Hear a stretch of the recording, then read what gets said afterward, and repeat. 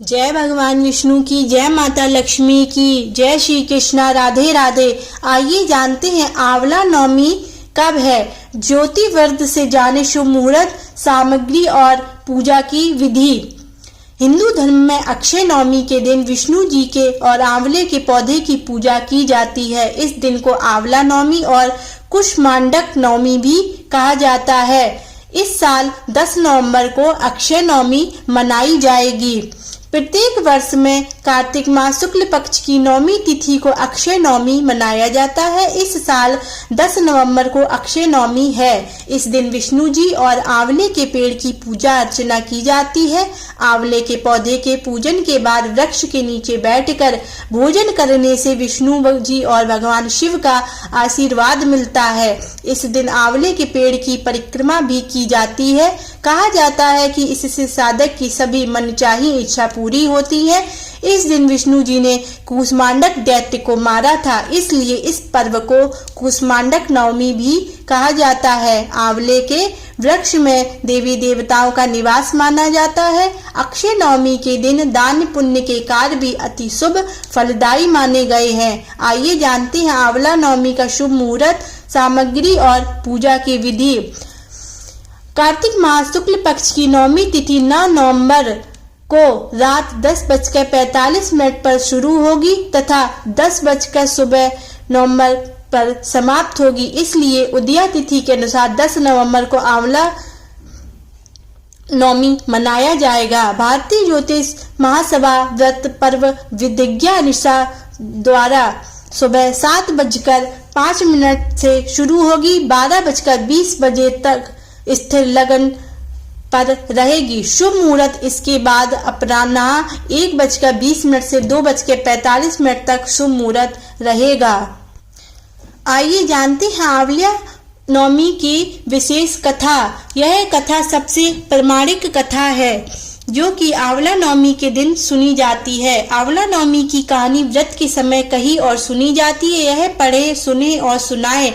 आंवला नवमी की यह विशेष कथा है। एक राजा था, उसका प्रण था वह रोज 1.25 मन आंवले दान करके ही खाना खाता था। इससे उसका नाम आंवल्या राजा पड़ गया। एक दिन उसके बेटे बहू ने सोचा कि राजा इतने सारे आंवले रोजाना दान करते हैं, इस प्रकार तो एक दिन सारा खजाना खाली हो जाएगा। इसीलिए बेटे ने राजा से कहा कि उसे इस तरह दान करना बंद कर देना चाहिए।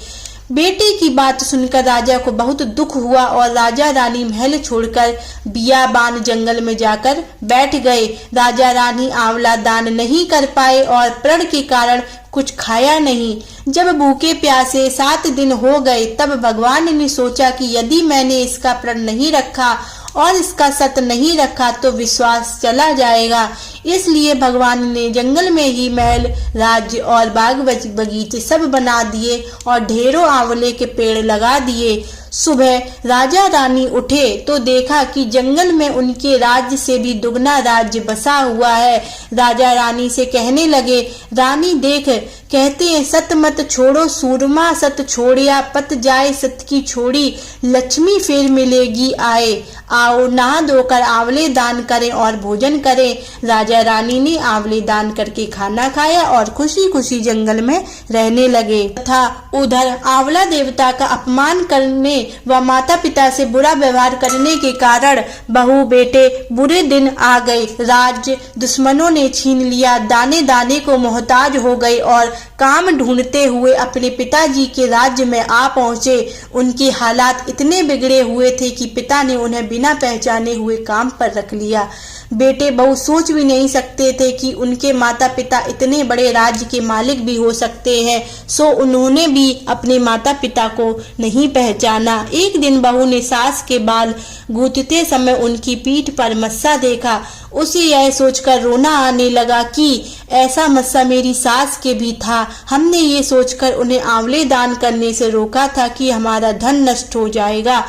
आज वे लोग न जाने कहाँ होंगे। यह सोचकर बहू को रोना आने लगा और आंसू टपक टपक कर सास की पीठ पर गिरने लगे। रानी ने तुरंत पलटकर देखा और पूछा कि तू क्यों रो रही है? उसने बताया, आपकी पीठ जैसा मस्सा मेरी सास की पीठ पर भी था। हमने उन्हें आंवले दान करने से मना कर दिया था, इसलिए वे घर छोड़कर कहीं चले गए। तब रानी ने उन्हें पहचान लिया, सारा हाल पूछा और अपना हाल बताया। अपने बेटे बहू को समझाया कि दान करने से धन कम नहीं होता बल्कि बढ़ता है। बेटे बहू भी अब सुख से राजा रानी के साथ रहने लगे। हे भगवान, जैसा राजा रानी का सत रखा वैसा सबका सत